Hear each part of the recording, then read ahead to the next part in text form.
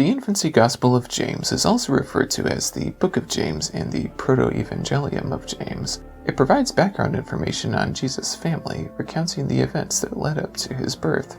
It is partly based on the infancy narratives found in Matthew and Luke's Gospels, and partly on oral tradition. We don't know how much of it is fiction and how much is based on what actually happened. It is likely a mix of both.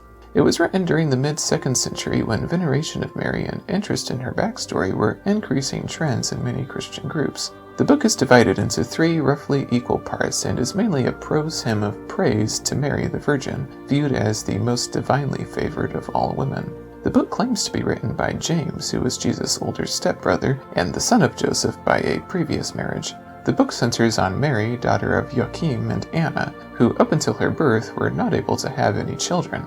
Mary's story appears to parallel that of Hannah and Samuel in the Old Testament in several ways.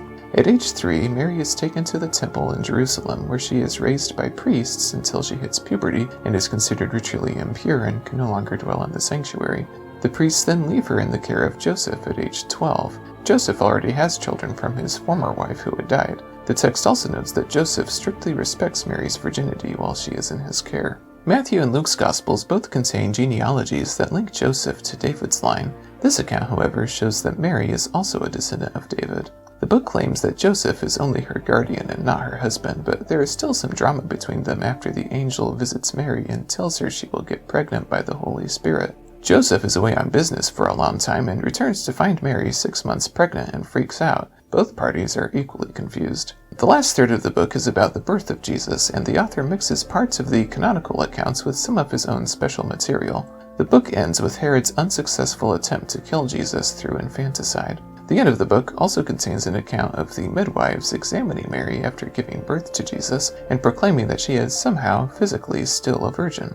The traditions seen in this book likely helped to shape the significance of the Virgin Mary in both the Greek Orthodox and Roman Catholic churches. It was a very popular book at the time, evidenced by the many surviving manuscripts. Even though it never made the canon, the book has been very influential to church history.